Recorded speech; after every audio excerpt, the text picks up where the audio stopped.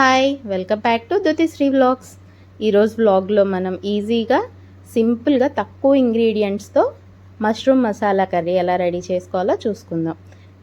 ఇది బ్యాచిలర్స్ కూడా రెడీ చేయొచ్చు, అంత సింపుల్ రెసిపీ. మష్రూమ్ మసాలా కర్రీకి కావాల్సిన ఇంగ్రీడియంట్స్ ఏంటో ఇప్పుడు చూసేద్దాం.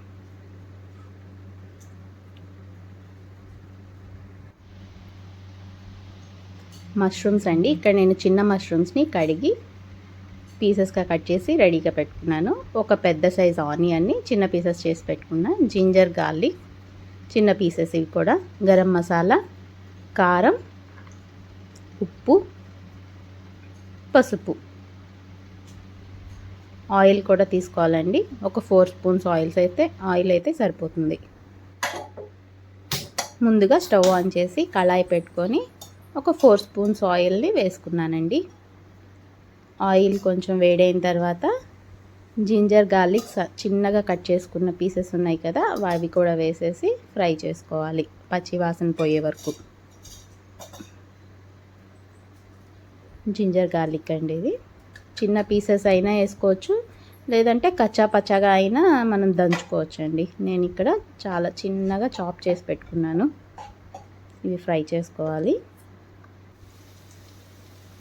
ఫ్రై అయినాయి కదండి. తర్వాత నేను కరివేపాకుని యాడ్ చేశాను.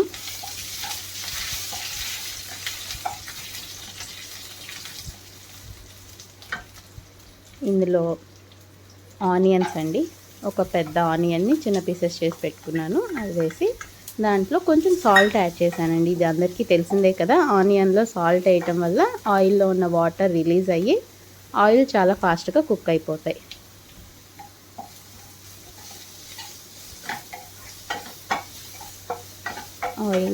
ఆయిల్ కొంచెం తక్కువగానే పడుతుందండి. ఆనియన్స్ ఫ్రై అయిపోయినాయి. ఇప్పుడు ఇందులో మనం పసుపు, ఉప్పు, కారం, గరం మసాలా, ఈ మసాలాలన్నీ కూడా ఆనియన్స్కి పట్టేలాగా ఒక 2 మినిట్స్ ఫ్రై చేసుకుందామండి.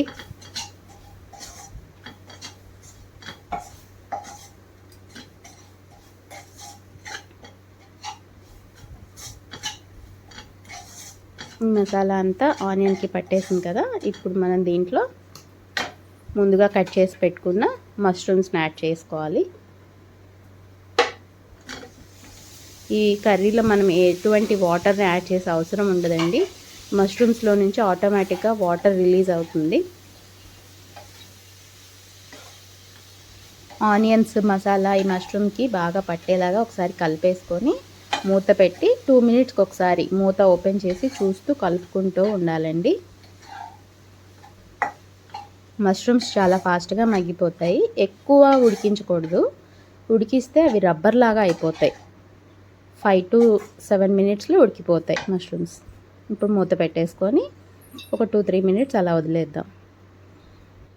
మష్రూమ్స్ గురించి ఒక చిన్న టిప్ చెప్తాను.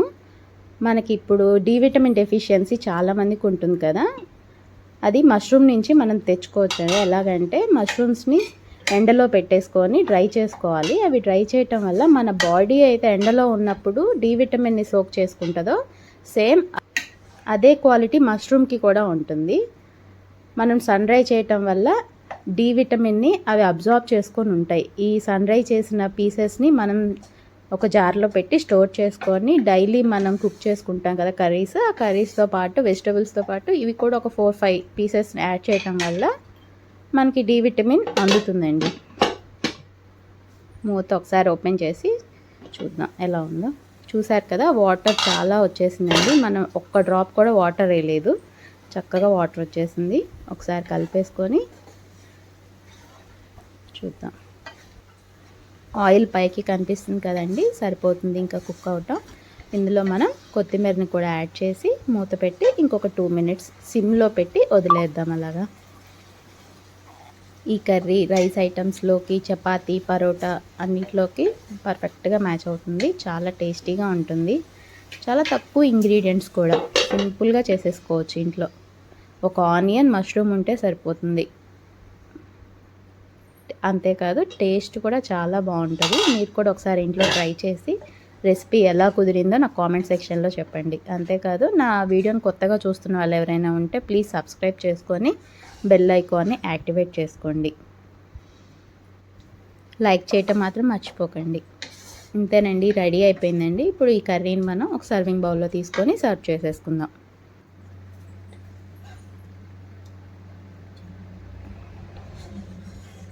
చూసారు కదా, చాలా సింపుల్గా 7 మినిట్స్లో రెడీ అయిపోయిందండి నాకు ఈ curry. Thank you for watching this video. Please don't forget to like, share and subscribe. Bye.